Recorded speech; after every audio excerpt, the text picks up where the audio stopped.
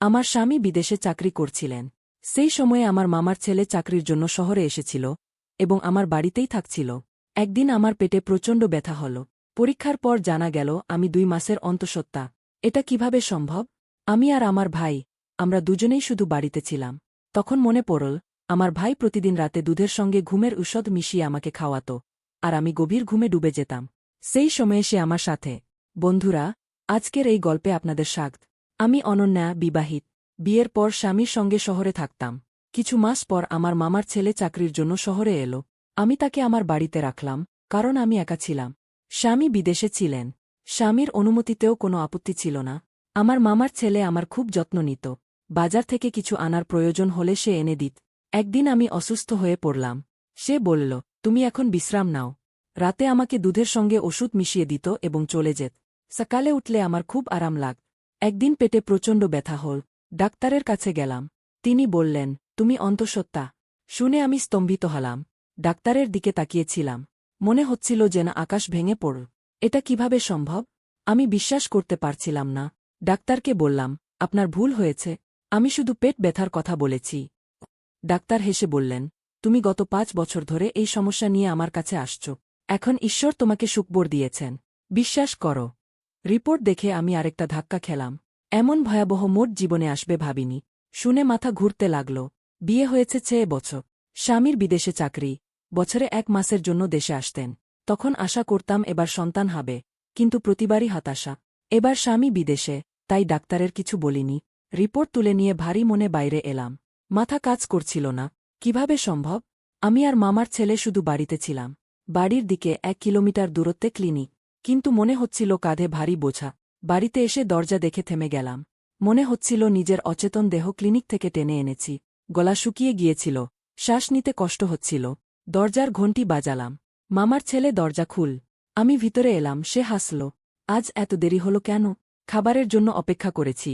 খিদে সহ্য না হওয়ায় খেয়ে ফেলেছি। সে ভালো কথা বলত না। কয়েক মাস ধরে আমার সাথে থাকছিল। স্বামী কোনো আপত্তি করেননি। বরং মামার ছেলের জন্য স্বামী নিশ্চিন্ত ছিলেন। দিদি, কোথায় হারিয়ে গেলে? তার কথায় আমার মন ফির। বললাম, আমার খিদে নেই। মাথা ব্যথা করছে। আমি ঘরে যাচ্ছি। রিপোর্ট রাখলাম। বিছানায় বসে মন হারিয়ে গেল। মামার ছেলে ভালো ছেলে। এভাবে ভাবতে পারিনি।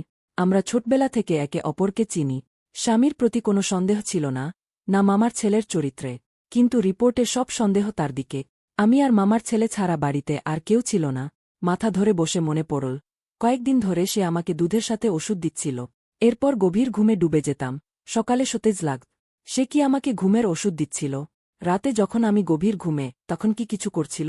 সম্পর্ক এত বিকৃত হয়ে গেছে যে কামনার সামনে কিছু দেখা যায় না। সে কি এই কাজ করেছে? এটা ভেবে চোখে জল এলো। আমি তার বোন, কিভাবে এমন ভাবতে পারে? তার মন কিভাবে এই অপরাধ করতে পারল? আমি খুব কাঁদছিলাম। আমার অবস্থার কষ্ট কেউ বুঝতে পারছিল না। মনে পড়ছিল, ছোটবেলায় আমার কোলে খেলত। তখনকার কথা মনে আসছিল। আমার বিয়ের সময় সে নতুন কলেজে ভর্তি হয়েছিল। তখন আমাকে অনিল নামে ডাকা চালু করেছিল। বলত, তুই পরীর মতো সুন্দর। তোর হবু স্বামী কালো, লম্বা, রাগী। তোর সাথে মিলবে না। তোর সাথে আমার মতো বুদ্ধিমান, ফর্সা লোকই মানাবে। সবসময় আমাকে অনিলও বলে জ্বালাত। আমি তাকে শুধু তাকিয়ে দেখতাম। আমাদের সম্পর্ক ভালো ছিল। সে এখানে আসার পর রাত জেগে কথা বলত। এখনও আমাকে জ্বালাত। মনে হতো স্বামী বিদেশে অন্য কাউকে বিয়ে করেছে, তাই ফিরতে চায় না। আমন আমাকে জ্বালালে আমি রাগে তাকাতাম। সে হাসত। তাকে দেখে কখনো মনে হয়নি এমন কিছু করতে পারে। তখন আমার দরজা ধাক্কাল। তার হাতে দুধের গ্লাস আর ওষুধ। স্বাভাবিকভাবে এসে পাশে বসল। তার বসতেই আমি ভয়ে পিছিয়ে গেলাম। জানতাম না সে কি করবে। ডাক্তার যা বলেছে, আমার স্থানে কেউ থাকলে ভয় পেত। সেই সময় আমন আর আমি বাড়িতে একা। আমার অবস্থা দেখে সে অবাক হল। কি হয়েছে দিদি? এত ভয় পেলে কেন? সব ঠিক আছে তো। দুধ খাও, আরাম কর। দুধের গ্লাস আমার দিকে বাড়িয়ে দিল। গ্লাস নিয়ে একপাশে রাখলাম। কঠিন স্বরে বললাম, তুমি এখান থেকে যাও। আমার ঘুম আসছে। জানতাম সে পাশেই বসে অফিসের কথা বলবে। আমি না ঘুমানো পর্যন্ত যাবে না। আমার আচরণে সে অবাক হল। কি হয়েছে দিদি? ঠিক আছো? আমার অসহায়তা দেখে সে অস্থির হয়ে পড়ল। আমার তার প্রতি রাগ বাড়ছিল। তার অভিনয় দেখে আরও গা চমকে উঠ। সে বোঝালেন না। সরল ভাব করছিল। আগে তার গালে থাপ্পড় মারতে চেয়েছিলাম। রিপোর্ট দেখাতে চেয়েছিলাম। কিন্তু আমাকে তাকে হাতে নাতে ধরতে হতো। তাই আমি বললাম, আমার মাথা ব্যথা করছে। আমি এখন উঠতে পারব না। আমাকে ঘুমাতে হবে। আমার উঁচু কণ্ঠের সামনে সে চুপ হয়ে গেল এবং ঘর থেকে বেরিয়ে যেতে লাগল। দরজার কাছে গিয়ে আবার বলল, তুমি বিশ্রাম করো এবং হ্যাঁ, দুধ খেয়ে নিও, তুমি খাওয়াওনি। দুধ খাওয়ার কথা বলে সে ঘর থেকে বেরিয়ে গেল। আমার জানতে ইচ্ছে ছিল, সকালে আমাকে দুধ ও ওষুধ খাইয়ে সে আমার সঙ্গে কি অশ্লীল কাজ করে। সে চলে যাওয়ার পর আমি দুধের গ্লাস তুলে জানালা দিয়ে বাইরে ফেলে দিলাম এবং ওষুধ ড্রয়ারে রেখে লাইট বন্ধ করে বিছানায় শুয়ে পড়লাম।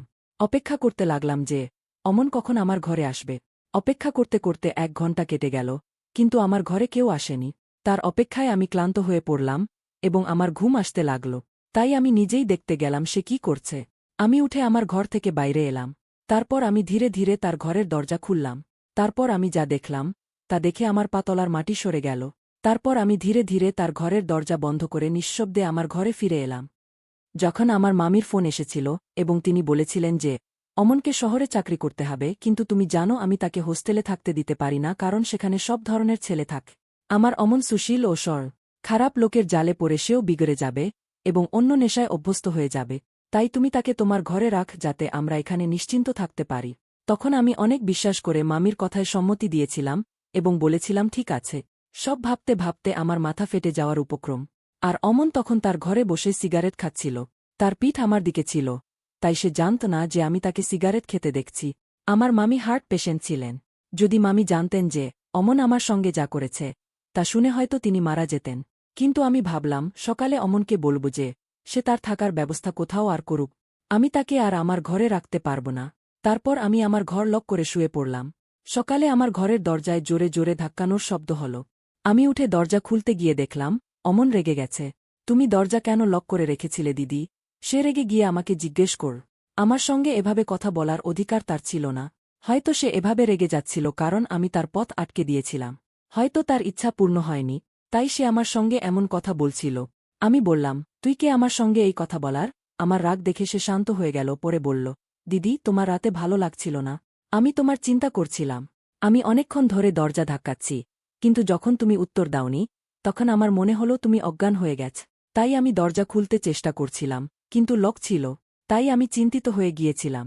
তাই তুমি দরজা লক করে রেখো না প্লিজ। তার মিথ্যা চিন্তা আর দেখানোর চিন্তা দেখে আমি খুব রেগে গেলাম। তাই আমি বললাম, তুই আমার চিন্তা করার কোনো দরকার নেই। তারপর আমি আমার ঘর থেকে বেরিয়ে এলাম। আমি নিজেই নাশতা বানালাম এবং প্রতিবেশীর ঘরে চলে গেলাম। আমার প্রতিবেশীও আমার বয়সী এক মেয়ে ছিল। যখন আমার স্বামী বাইরে যেতেন, সে আমার খুব দেখাশোনা করত। তার সঙ্গে আমার খুব ভালো বন্ধুত্ব ছিল। তার স্বামীও আমাকে ছোট বোনের মতো দেখ। সে বাজারে কিছু কিনতে গেলে সে আমাকে জিজ্ঞেস করত, দিদি তোমার কিছু লাগবে? আমি তাকে বলতাম, আমার লাগবে। সে প্রায়ই আমার জন্য জিনিস আনত। কিন্তু যখন থেকে অমন এসেছে, আমি তাকে সব কিছু বলেছিলাম। তখন আমার প্রতিবেশী সন্ধ্যার সঙ্গে আমার একটাই কাজ ছিল, তা হল আমার গর্ভপাত করানো, কারণ আমার স্বামী আগামী 3 মাস পরে আসবেন। এই অপরাধ দূর করা ছাড়া আমার কোনো উপায় ছিল না। কিন্তু সন্ধ্যাকে কি বলবো তা বুঝতে পারছিলাম না এবং জানতাম না সন্ধ্যা আমার ব্যাপারে কি ভাববে। কিন্তু আমাকে একজন মহিলার প্রয়োজন ছিল।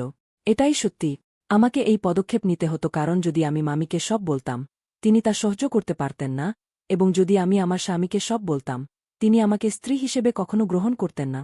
আমার ঘর ভেঙে যেত। অবশেষে সাহস করে সন্ধ্যাকে বললাম যে আমার পেটে সন্তান আছে এবং আমাকে গর্ভপাত করাতে হবে। তারপর সে আমার সঙ্গে ডাক্তারের কাছে যেতে রাজি হল। আমরা এক নতুন মহিলা ডাক্তারের কাছে গেলাম এবং তাকে বললাম, আপনি যদি আমার এই কাজ করেন, আমি আপনাকে ভালো টাকা দেব।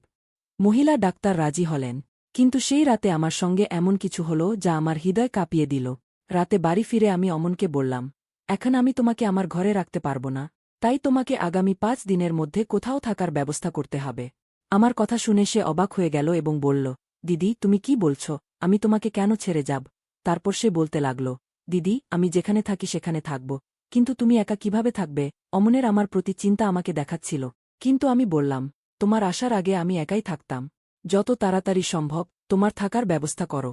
এই কথায় সে কিছু বলল না, কিন্তু তার মুখে রাগ দেখা যাচ্ছিল। তারপর আমি আমার ঘরে শুতে গেলাম। এখন আমি ঘর লক করে শুতে লাগলাম। কিছুক্ষণ পরে আমি ঘুমিয়ে পড়লাম। তখন আমি অজ্ঞান হয়ে গেলাম। রাতে যখন আমি জেগে উঠলাম, আমি অনুভব করলাম যে কেউ আমার পাশে শুয়ে আছে, কিন্তু আমার ঘরে খুব অন্ধকার ছিল। এত অন্ধকার যে আমি তাকে দেখতে পাচ্ছিলাম না। আমি খুব ভয় পেয়ে গিয়েছিলাম এবং হঠাৎ করেই কিছু ভাবতে পারছিলাম না। তাই আমি জোরে চিৎকার করতে লাগলাম। কিন্তু পর মুহূর্তে আমার পাশে শুয়ে থাকা ব্যক্তি উঠে বসে গেল। আমি বিছানা থেকে উঠতে যাচ্ছিলাম, তখন সে আমার মুখে হাত রাখ। আমি নিজেকে বাঁচানোর চেষ্টা করছিলাম, তখন সেই ব্যক্তি হঠাৎ করে টর্চের লাইট জ্বালাল। তখন আমি তার মুখ দেখলাম। মুখ দেখে আমি খুব ধাক্কা খেলাম, কারণ আমার সামনে আমার স্বামী ছিলেন। অনিল বাড়ি এসেছিলেন। তিনি কিছু না বলে হঠাৎ করে এসেছিলেন। তারপর তিনি হাসতে লাগলেন এবং বললেন, আমি তোমাকে সারপ্রাইজ দিতে চেয়েছিলাম। যখন আমি বাড়ি পৌঁছলাম, অমন দরজা খুলেছিল। তাকে জানতাম আমি আসছি, কিন্তু যখন আমি ঘরে এলাম, ঘর বন্ধ ছিল। তাই আমাকে জানালা দিয়ে ভেতরে আসতে হল।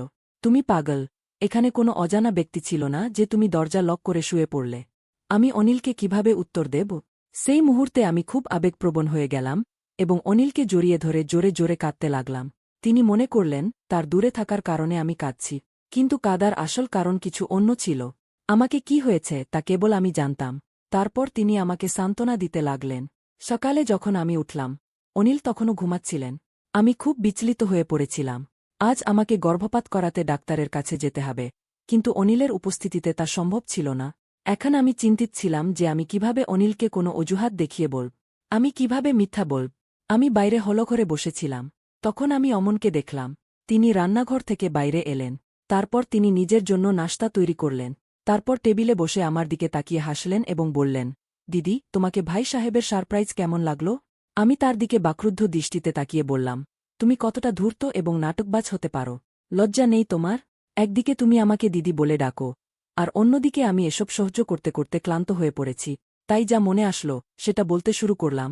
কিন্তু সে এতটাই নির্লজ্জ ছিল যে এখনও অবাক হয়ে আমাকে দেখছিল এবং বলছিল, দিদি, তুমি কি বলছ? আমি কিছুই বুঝতে পারছি না। আমি কি এমন করলাম যে তুমি আমাকে এভাবে কথা বলছ? তার কথা শুনে আমি অবাক হয়ে গেলাম এবং নিজের ঘরে চলে গেলাম। অনিল তখনও ঘুমাচ্ছিল। তারপর আমি ড্রয়ার থেকে রিপোর্ট বের করলাম এবং ঘরের বাইরে এলাম। অমন তখন টেবিলের পাশে দাঁড়িয়েছিল। আমি রিপোর্টটা তার মুখে ছুঁড়ে মারলাম।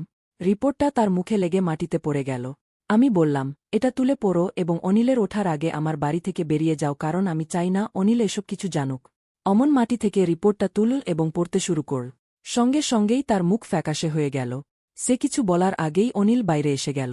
কিভাবে তা জানি না, কিন্তু সে সরাসরি অমনের কাছে গিয়ে তার হাত থেকে রিপোর্টটা নিয়ে পড়তে শুরু করল। আমার স্বামীর হাতে রিপোর্ট দেখে আমার হৃদয় ভেঙে গেল। আমার মনে হল, এখন আমার সংসার ধ্বংস হয়ে যাবে। অনিল আমাকে তালাক দিয়ে দেবে। আমার মাথা ঘুরে গেল এবং আমি মাটিতে পড়ে অজ্ঞান হয়ে গেলাম। যখন আমার জ্ঞান ফিরল, আমি দেখলাম আমাকে ড্রিপ দেওয়া হয়েছে। অনিল আমার দিকে গভীরভাবে তাকিয়েছিল। অমন পাশে দাঁড়িয়েছিল। অনিলকে দেখে আমি কান্না শুরু করলাম। আমি বললাম, অনিল, এতে আমার কোনো দোষ নেই। অমন আমাকে ঘুমের ওষুধ দিত। আমি কিছুই জানতাম না। তারপর কি হয়েছে, কিভাবে হয়েছে? প্লিজ আমাকে তালাক দিও না। আমি তোমাকে অনেক ভালোবাসি। তোমার ছাড়া আমি বাঁচতে পারব না। আমি বিছানায় শুয়ে হাত জোর করে অনিলের কাছে মাফ চাইছিলাম। তারপর সে আমার কাছে এসে আমার হাত ধরে বলল, তুমি চিন্তা করো না, আমি তোমাকে ছেড়ে যাব না। আমি তোমার সব টেস্ট আবার করিয়েছি। তুমি গর্ভবতী নও। হয়তো তোমার রিপোর্ট অন্য কারো রিপোর্টের সঙ্গে বদলে গিয়েছিল। তুমি দোষী নও এবং অমনও কিছু করেনি। তার চরিত্র নিয়ে সন্দেহ করো না। শুধু রিপোর্ট ভুলে বদলে গিয়েছিল। তখন আমি অমনের দিকে তাকালাম।